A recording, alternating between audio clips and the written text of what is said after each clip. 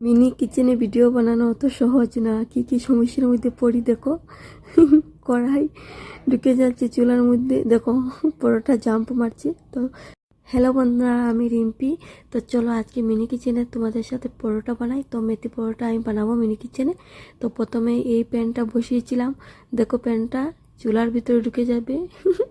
তো এই প্যানটা দিয়ে আর হবে না, আমি বুঝে নিলাম। তো একটা ছোট্ট কড়াই ছিল, এটা বসিয়ে নিলাম। তো কড়াইয়ের মধ্যে সুন্দর হচ্ছে দেখলাম, তো একটু আগুনও দিয়ে দিলাম। তো কড়াইয়ের মধ্যে আমি পরোটা তো উল্টিয়ে দিতে পারছি না, বুঝে যাচ্ছে কড়াইটা ঢুকে যাবে। তো হালকা হাতে ধরলাম, ধরে কোনো মতে আমি পরোটাটা উল্টে দিলাম। তো কড়াইটার মধ্যে অবশ্য সুন্দরভাবেই হচ্ছে। তো জাম্প মারার চেষ্টা করছে পরোটা বলছে আমি আর কড়াইয়ের মধ্যে থাকবো না, আমি জাম্প মারবো। তো আমি জাম্প মারতে দিলাম না, আমি এটাকে আবার কড়াইয়ের মধ্যে ঢুকিয়ে দিলাম। তো অনেক কষ্ট করে পরোটাগুলো পাচ্ছি। তো মিনি কিচেনে বানানো অত সহজ না ভিডিও। তো এই দেখো আমি পরোটাটা একটা বানিয়ে নিলাম। তো আরেকটা এখন পরোটা দেবো। তো পরোটাটা মাখা তো আমি তোমাদের সাথে শেয়ার করলাম না। আমি আটা নিয়েছি আর মেথি শাক একটু দিয়েছি পরোটার মধ্যে, আর একটু লবণ দিয়ে পরোটাগুলো মেখে আধা ঘন্টার মধ্যে রেখে দিয়েছিলাম। তারপর ছোটো ছোটো করে আমি গোল করে বানালাম। তো এখন দেখো আরেকটা দিলাম, আরেকটা সুন্দরভাবে হচ্ছে। পরোটা কিন্তু বলছি আমি কড়াইতে থাকবো না, আমি চেপে ধরছি।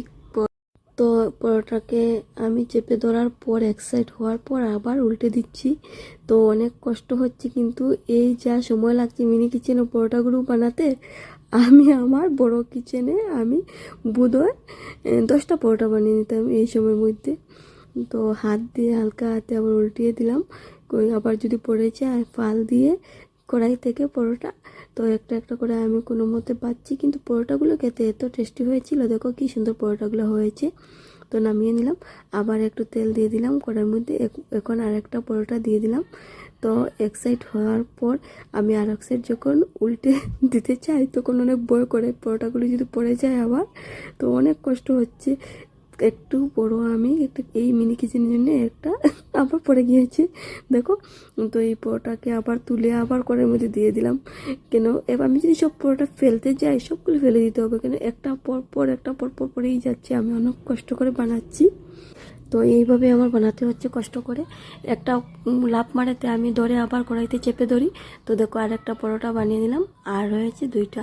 তো বেশি পরোটা বানাচ্ছি না, কারণ এই ছোট্ট কিচেনের মধ্যে আমি এতগুলো পরোটা বানাতে পারবো না। তাও আমার মধ্যে ছোটো প্যান নেই, যা বাঁচতে হবে। তো একটু আগুন বাড়িয়ে দিলাম, এই কড়াইয়ের মধ্যে বসে সুন্দর করেই হচ্ছে। তো আবার পরে গিয়েছে। তা এই কষ্ট করে এই বানিয়েছি পরোটাগুলো। আজকের জন্য টাটা।